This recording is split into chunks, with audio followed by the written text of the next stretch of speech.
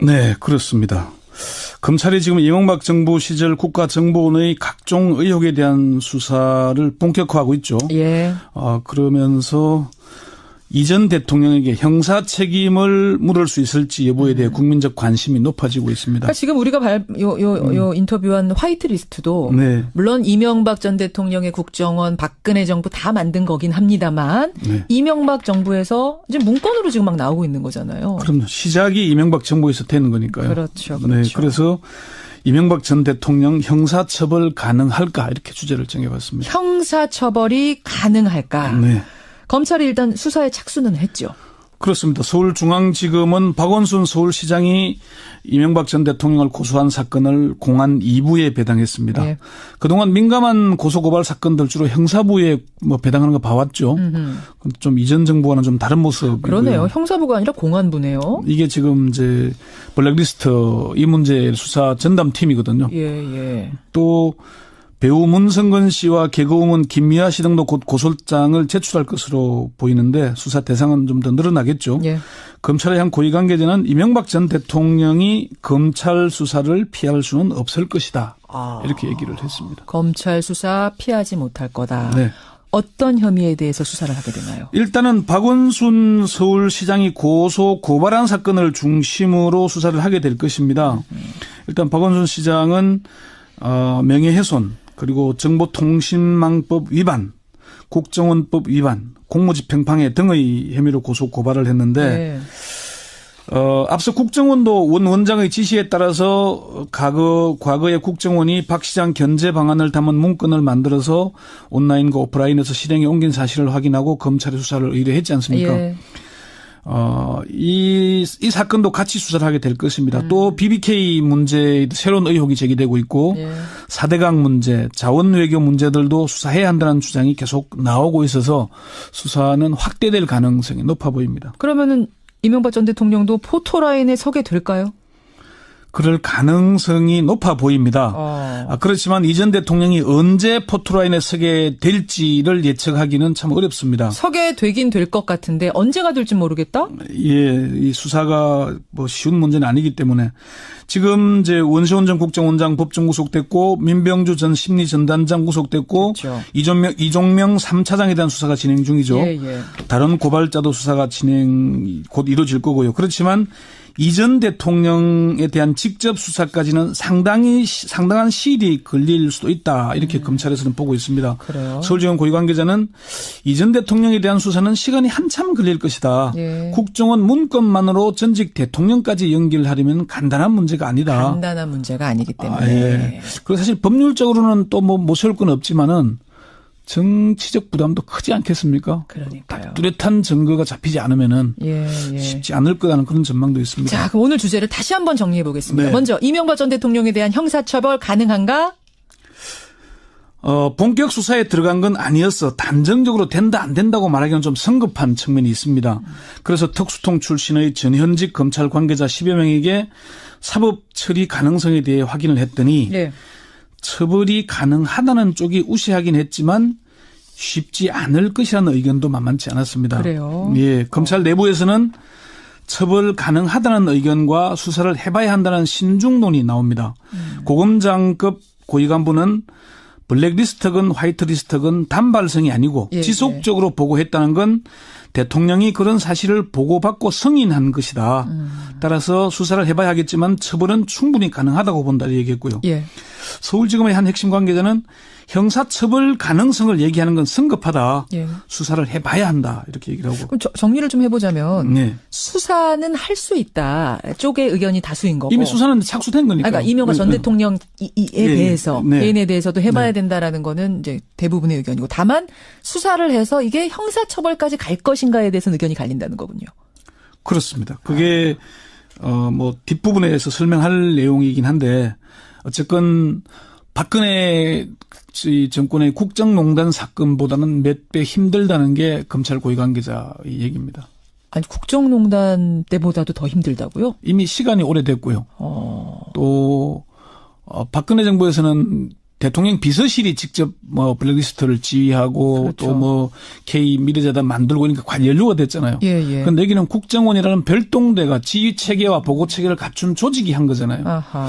그러니까 그리고 이명박도 뭐 뒷부분 뭐 나중에 가면서 설명을 하겠습니다만은 그렇게 녹록한 사람이 아니다라는 게 이미 여러 사람들 얘기하고 있잖아요. 처벌 가능성. 네. 아까 좀 얘기를 하다 말았는데 박영수 특검팀 얘기 좀 들어보셨어요? 수사. 예, 그쪽도 당연히 이제 국정농단 블랙리스트 처벌 문제니까 가능한지? 물어봤는데 네. 여기서도 신중론이 나옵니다. 그쪽도. 특검의 한 핵심 관계자는 박근혜 정권의 블랙리스트와 구조는 비슷해 보인다. 그렇지만 이명박 정부는 국정원이 주도한 반면에 박근혜 정부에서는 청와대 비서실이 주도했으니까 결이 좀 달라서 쉽게 판단할 문제는 아니다. 역시 그 부분이군요. 네, 그 이명박 정부에서는 원세훈 국정원장이 핵심 역할을 다 했지만은 예. 박근혜 정부에서는 김기춘 비서실장이 모든 걸 주도한 것은 아니다. 그렇죠. 국정원은 지휘 체계랑 보고 체계가 갖춰진 조직인데 청와대는 결국 대통령이 정점에 있는 조직 아니냐. 예. 특수통 검사 출신의 변호사들도 입장이 좀 엇갈립니다. 생물이어서 수사를 해봐야 한다. 또는 원세훈과 공범 관계이므로 당연히 처벌이 가능하다. 또 이미 지나간 사건이므로 국정원 대선 개입 사건 외에 수사를 좀 본격적으로 하기는 좀 어렵지 않겠나. 뭐 이런 전망들까지 많았습니다. 수사가 생물이어서 해봐야 된다. 이거는 유동적이라는 겁니까? 정치도 생물이고 수사도 생물이라고 얘기를 하잖아요. 결과를 예단하기는 어렵다는 신중론이긴 한데 수사를 하는 쪽의 의지의 문제라는 의견도 있습니다. 그래요. 일단 아까 앞에 말씀드린 대로 수사 의지는 분명해 보이죠. 예. 어떤 하겠다는 의지는 확실해 보이는데 검사장을 지낸 박영관 변호사가 페이스북에 이런 글을 올렸습니다. 뭐라고요? 이명박 정권 시절 사이버 여론 조작, 문화예술계 블랙리스트 공작 진상이 드러나고 있다. 직업 공무원제를 유린한 공무원 블랙리스트 공작도 밝혀져야 한다. 그런 얘기를 했습니다. 그러면서 당시 2009년 1월 검찰 인사를 기축년 1월 대학살이라고 부르는데 시효가 남아있으니까 엄정한 수사를 통해서 처벌해야 된다. 예. 이런 얘기를 하게 됐어요. 저건 뭐 좀 엇갈린 법조계 내에서는 좀 엇갈리고 있는데 처벌이 가능하다는 쪽이 좀 우세하다. 이렇게. 조금 더 우세하다. 네. 근데 네. 정치권에서 무슨 얘기가 나오냐면 네. 이명박 전 대통령이 워낙 수사를 많이 받아온 사람이어서 경험이 많아서 네.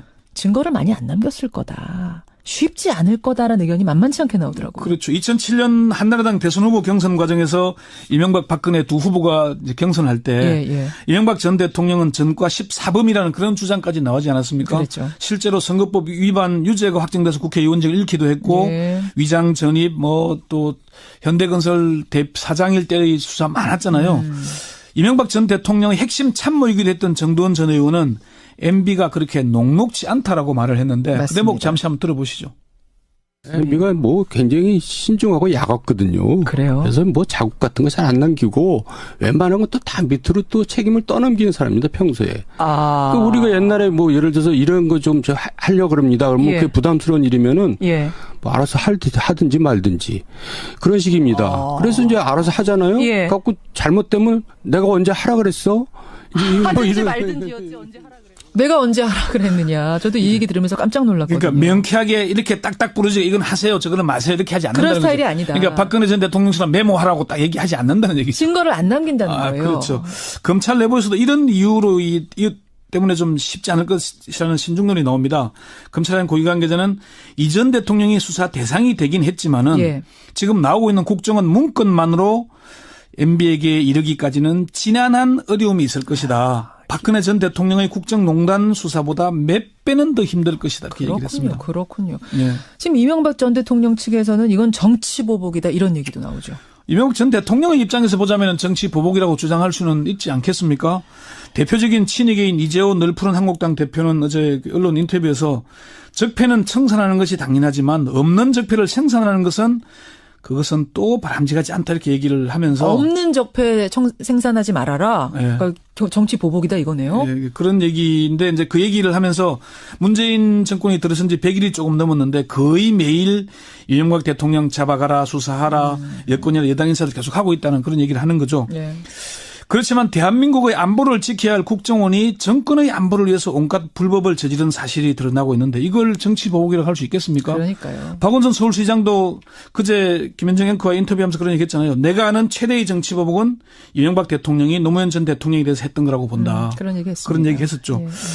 그래서 지금 저는 그 얘기를 꼭 하고 싶은데 이명박 정부에서 그 멘토이면서 방통대원으로 불리던 최시중 전 방통위원장이 최시중 위원장. 예. 네. 방통위원장 시절에 그 공무원들한테 뭐 이제 얘기할 때 천망불루라는 말이 참 많이 했습니다. 천망불루? 무슨 뜻입니까? 그런데 결국 뇌물수동 혐의로 구속이 돼서 형이 확정됐었죠. 예, 예. 그 얘기가 뭐냐면은 노자의 도덕경에 나오는 얘기인데 하늘의 그물망은 넓고 넓어서 엉성한 것 같지만은 반드시 악인을 걸러낸다는 얘기입니다. 아, 그물망은 엉성한 것처럼 보이지만 악인은 걸러낼 수 있다. 이명박 전 대통령에 대한 수사망이 좁혀지면서 저는 천망회해 소위 불루란 말이 다시 떠오르고 있습니다. 예. 아무리 엉성해 보여도 어려워 보여도 악인이면 걸러질 것이다. 네. 최시중 전 방통위원장의 말로 매듭짓겠습니다. 그래서 처벌해야 된다. 예. 이런 얘기를 하게 됐어요. 저건 뭐 좀 엇갈린 법조계 내에서는 좀 엇갈리고 있는데 처벌이 가능하다는 쪽이 좀 우세하다. 이렇게 조금 더 우세하다. 네. 근데 네. 정치권에서 무슨 얘기가 나오냐면 네. 이명박 전 대통령이 워낙 수사를 많이 받아온 사람이어서 경험이 많아서 네. 증거를 많이 안 남겼을 거다. 쉽지 않을 거다라는 의견이 만만치 않게 나오더라고요. 그렇죠. 2007년 한나라당 대선 후보 경선 과정에서 이명박 박근혜 두 후보가 이제 경선할 때 예. 이명박 전 대통령은 전과 14범이라는 그런 주장까지 나오지 않았습니까? 그렇죠. 실제로 선거법 위반 유죄가 확정돼서 국회의원직을 잃기도 했고 예. 위장 전입 뭐 또 현대건설 사장일 때의 수사 많았잖아요. 이명박 전 대통령의 핵심 참모이기도 했던 정두원 전 의원은 MB가 그렇게 녹록지 않다라고 말을 했는데 맞습니다. 그 대목 잠시 한번 들어보시죠. MB가 뭐 굉장히 신중하고 야겁거든요. 그래요? 그래서 뭐 자국 같은 거 잘 안 남기고 웬만한 건 또 다 밑으로 또 책임을 떠넘기는 사람입니다, 평소에. 아. 그 우리가 옛날에 뭐 예를 들어서 이런 거 좀 하려고 그럽니다. 그러면 예. 그게 부담스러운 일이면은 예. 뭐 알아서 하든지 말든지 그런 식입니다. 아. 그래서 이제 알아서 하잖아요. 예. 갖고 잘못되면 내가 언제 하라 그랬어? 이제 뭐 하든지 이런- 말든지였지 언제 하라 그랬어. 내가 언제 하라 그랬느냐. 저도 이 얘기 들으면서 깜짝 놀랐거든요. 그러니까 명쾌하게 이렇게 딱딱 부르지 이건 하세요 저거는 마세요 이렇게 하지 않는다는 그런 스타일이 거죠. 아니다. 그러니까 박근혜 전 대통령처럼 메모하라고 딱 얘기하지 않는다는 얘기죠. 증거를 안 남긴다는 아, 거예요. 그렇죠. 검찰 내부에서도 이런 이유로 이 때문에 좀 쉽지 않을 것이라는 신중론이 나옵니다. 검찰의 고위 관계자는 이전 대통령이 수사 대상이 되긴 했지만은 예. 지금 나오고 있는 국정원 문건만으로 MB에게 이르기까지는 지난 수사가 그쪽도 가능하죠. 당연히 이제 국정농단 블랙리스트 처벌 문제니까 가능한지? 물어봤는데 네. 여기서도 신중론이 나옵니다. 그쪽도. 특검의 한 핵심 관계자는 박근혜 정권의 블랙리스트와 구조는 비슷해 보인다. 그렇지만 이명박 정부는 국정원이 주도한 반면에 박근혜 정부에서는 청와대 비서실이 주도했으니까 결이 좀 달라서 쉽게 판단할 문제는 아니다. 역시 그 부분이군요. 네, 그 이명박 정부에서는 원시훈 국정원장이 핵심 역할을 다 했지만은 예. 박근혜 정부에서는 김기춘 비서실장이 모든 걸 주도한 것은 아니다. 그렇죠. 국정원은 지휘체계랑 보고체계가 갖춰진 조직인데 청와대는 결국 대통령이 정점에 있는 조직 아니냐. 예. 특수통 검사 출신의 변호사들도 입장이 좀 엇갈립니다. 생물이어서 수사를 해봐야 한다. 또는 원수원과 공범 관계이므로 당연히 처벌이 가능하다. 또 이미 지나간 사건이므로 국정원 대선 개입 사건 외에 수사를 좀 본격적으로 하기는 좀 어렵지 않겠나. 뭐 이런 전망들까지 많았습니다. 수사가 생물이어서 해봐야 된다. 이거는 유동적이라는 겁니까? 정치도 생물이고 수사도 생물이라고 얘기를 하잖아요. 결과를 예단하기는 어렵다는 신중론이긴 한데 수사를 하는 쪽의 의지의 문제라는 의견도 있습니다. 그래요. 일단 아까 앞에 말씀드린 대로 수사 의지는 분명해 보이죠. 어떻게 하겠다는 의지는 확실해 보이는데 검사장을 지낸 박영관 변호사가 페이스북에 이런 글을 올렸습니다. 뭐라고요? 이명박 정권 시절 사이버 여론 조작, 문화예술계 블랙리스트 공작 진상이 드러나고 있다. 직업 공무원제를 유린한 공무원 블랙리스트 공작도 밝혀져야 한다. 그런 얘기를 했습니다. 그러면서 당시 2009년 1월 검찰 인사를 기축년 1월 대학살이라고 부르는데 시효가 남아있으니까 엄정한 수사를 통해 사법 처리 가능성에 대해 확인을 했더니 처벌이 가능하다는 쪽이 우세하긴 했지만 쉽지 않을 것이라는 의견도 만만치 않았습니다. 그래요? 예, 검찰 내부에서는 처벌 가능하다는 의견과 수사를 해봐야 한다는 신중론이 나옵니다. 고검장급 고위 간부는 블랙리스트건 화이트리스트건 단발성이 아니고 지속적으로 보고했다는 건 대통령이 그런 사실을 보고받고 승인한 것이다. 따라서 수사를 해봐야 하겠지만 처벌은 충분히 가능하다고 본다 얘기했고요. 서울지검의 한 핵심 관계자는 형사처벌 가능성을 얘기하는 건 성급하다. 예. 수사를 해봐야 한다. 이렇게 얘기를 하고. 그럼 정리를 좀 해보자면 네. 수사는 할 수 있다 쪽의 의견이 다수인 거고. 이미 수사는 착수된 거니까. 그러니까 이명박 전 대통령에 대해서 네. 개인에 대해서도 해봐야 네. 된다라는 거는 이제 대부분의 의견이고, 다만 수사를 해서 이게 형사처벌까지 갈 것인가에 대해서는 의견이 갈린다는 거군요. 그렇습니다. 그게 뭐 뒷부분에서 설명할 내용이긴 한데 어쨌건 박근혜 정권의 국정농단 사건보다는 몇 배 힘들다는 게 검찰 고위 관계자의 얘기입니다. 아니, 국정농단 때보다도 더 힘들다고요? 이미 시간이 오래됐고요.